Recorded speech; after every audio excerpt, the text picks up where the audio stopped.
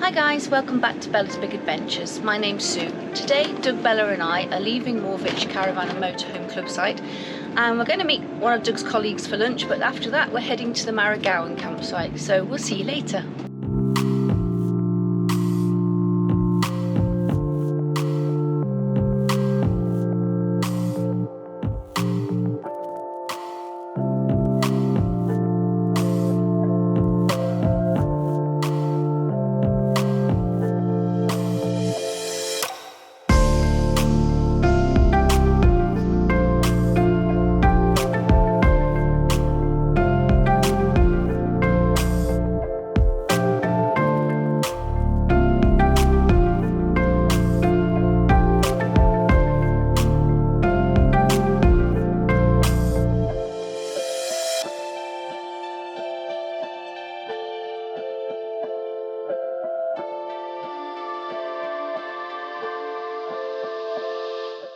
Having crossed Ballachulish Bridge, you can come to the village of Ballachulish itself.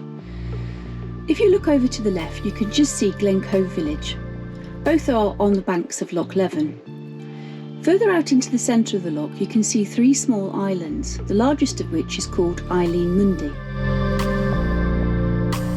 On the island, there is the ruined chapel built by St Fintan Mundus, and the gravestones of the clans of Stuarts of Ballachulish, the MacDonalds of Glencoe, and the Camerons of Callart.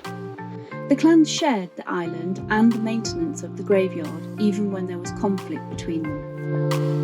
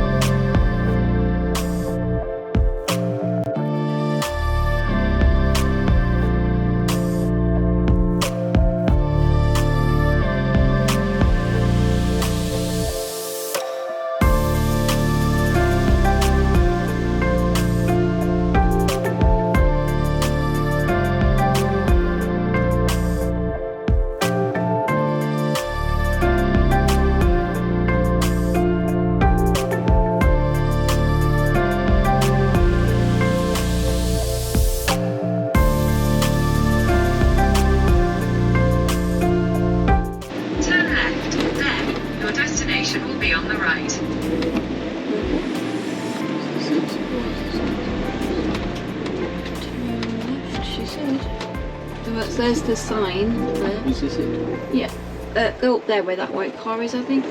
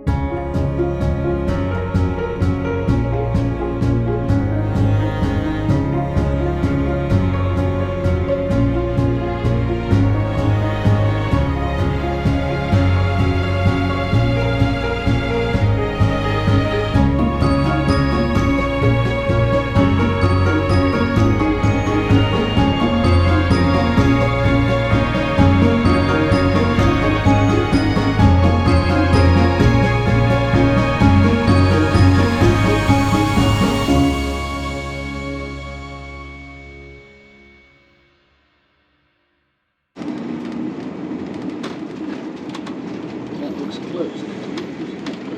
No, it's only partially closed. Meters, you will have reached your destination. No, we won't. Possibly. And if we have, we Where can't, it is, can't see see the it. sign that it's closed. Might have to stop and... Oh, hold on, is it over there maybe?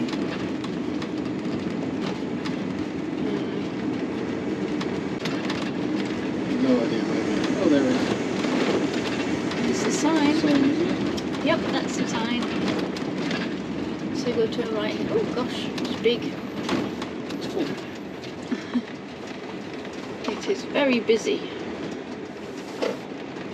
And we are new arrivals next to this van. There we go.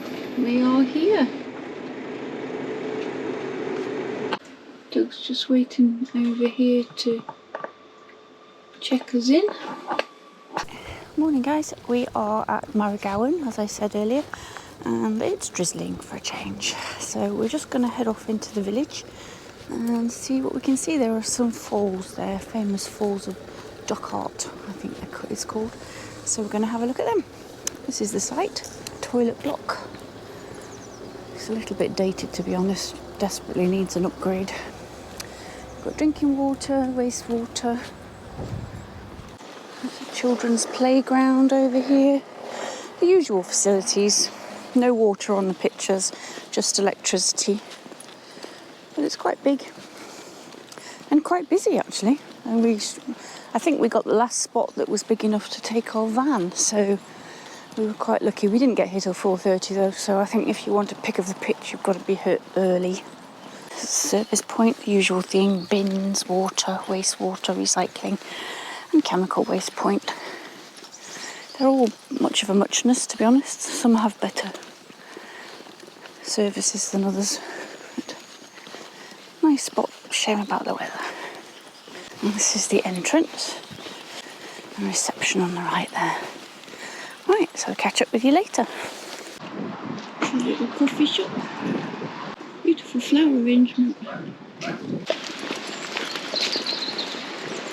It's the Cape Cayley restaurant. And rooms, it says. Some nice planting. Shame it's so wet today.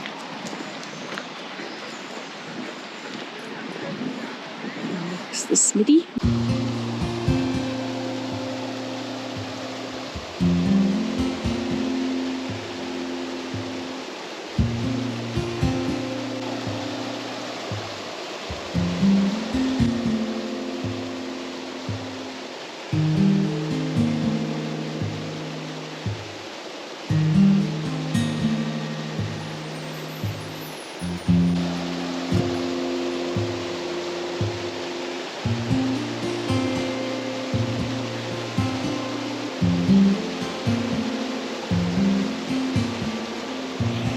Got a bit more of the waterfalls.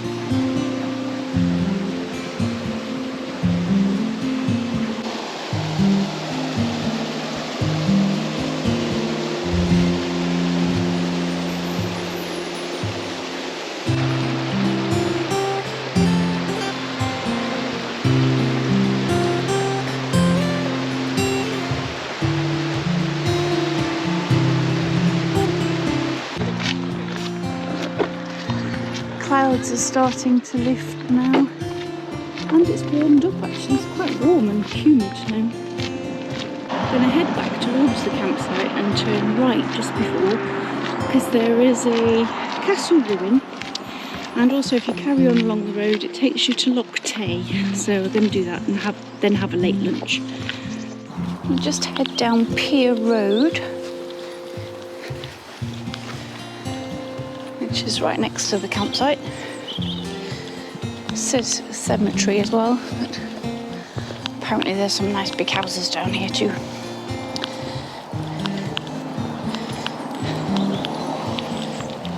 There's the river and the outdoor shop we've just been in. You can hire canoes from, and there's a campsite. It's a nice location. We've just been to support the local economy, had a coffee and bought a little honey pot, and Doug's just bought some new walking trousers. It's a rather nice house there. So I think we're just coming up to the castle ruin. Left there up that gap. Yeah. Finlarig Castle. Castle and mausoleum are dangerous, it says. The original building is from the 1400s and later extended and improved. It was originally owned by Sir Duncan Campbell, also known as Black Duncan. Planted mighty trees all around the estate and had the largest private library in Scotland. The coat of arms you see above the entrance door to the castle is in fact not of the Campbells, but it is the royal coat of arms of King James VI of Scotland and his wife Queen Anne of Denmark. Sir Duncan was a friend of the king, as so many of the Campbells, so this was a sign of respect and protection. A famous beheading pit was, on record, used many times for executions of enemies of the Campbells and noble criminals. Common criminals were dispatched from the hanging tree, still there, northeast of the castle. And when the main branch was cut down in the 1920s, it had a deep groove in it, no doubt from all the ropes. The beheading pit at the back, the Judgment Hill, where they decided your fate, the hanging tree, and some graves and a mausoleum. In 1523, Sir Colin Campbell, Grey Colin, decided he wanted to be buried at Finlarig, and henceforth all subsequent chiefs of the clan should also rest there. A burial chapel was built for him in 1524. However, in the early 1800s, the Campbells had become very wealthy, so the burial chapel was replaced by a grand mausoleum in 1827. So if we go around here, we should find the beheading pit.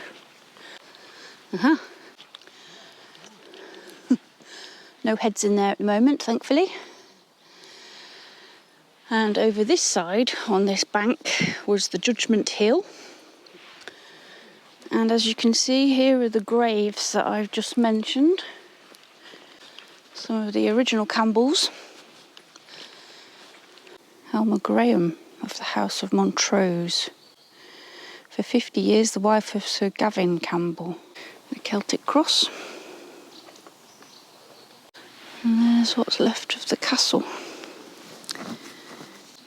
So the mausoleum is over on the left there. I'll go and see that in a minute.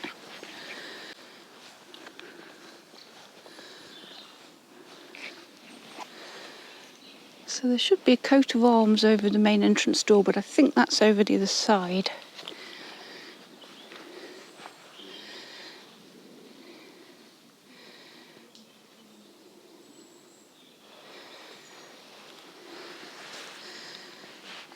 A little stone staircase that would have gone up a tower, no doubt.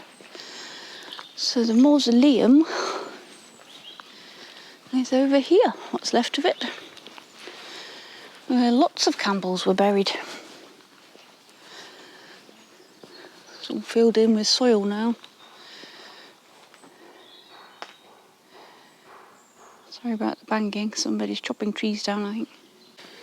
Oh, there's a coat of arms up there. You can see above the mausoleum door. But Rob Roy did come here. He was a friend of the Campbells, apparently. It's quite big, actually, isn't it? Goes quite a long way around. There's quite a few nettles, though, so see if I can squeeze through.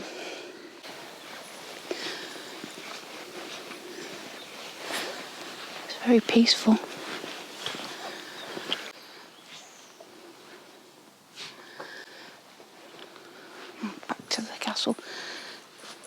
There's not much of it left, to be honest. I suspect it would have been much bigger than this originally. So that would have been the main entrance originally. And it's in better nick than the one over the mausoleum.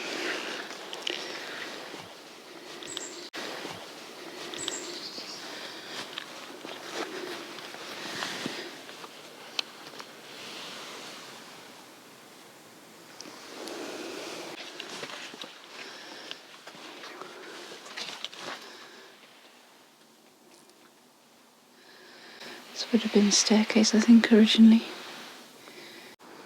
There you go. I'll just double check where the hanging tree is, because it's still in existence, apparently. Somebody's obviously looking after the gravestones because they're in tremendous condition compared to the castle.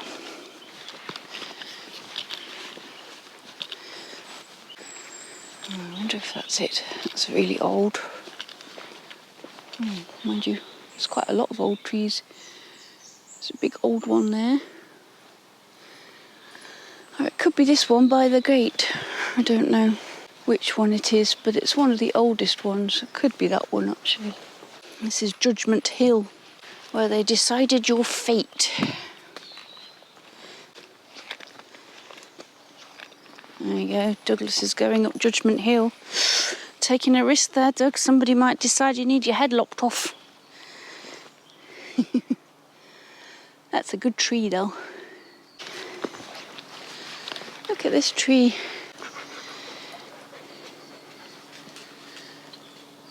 It's huge. Let's have a look at the castle. Not much of it left now, is there? But the sun's come out, so that's nice.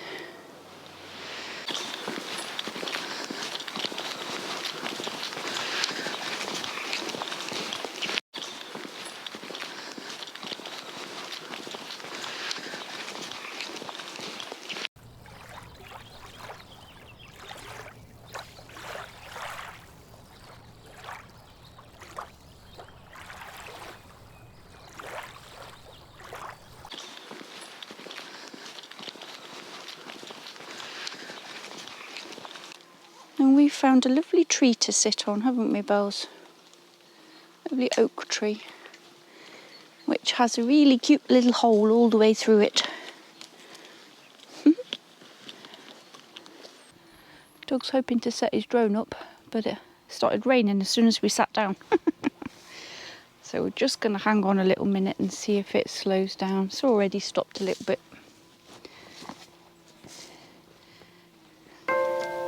Look at that.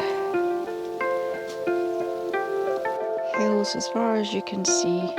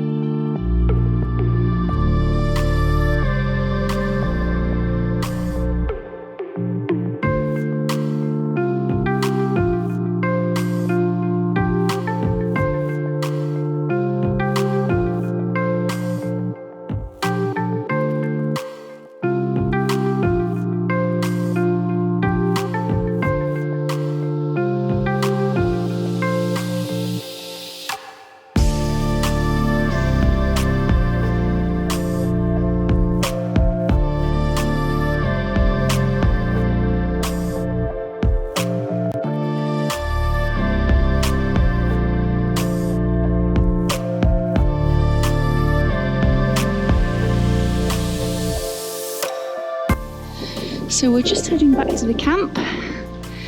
That was a stunning location again, and it's really close to the campsite, so you can get there really easily. Now we're going to go back and have some Killin skink and then chill out for a little bit, I think. Possibly go out for dinner tonight if we can be bothered to walk the half a mile. Here we are back at the camp, and the mist has cleared even more from the headland now, from the mountain tops.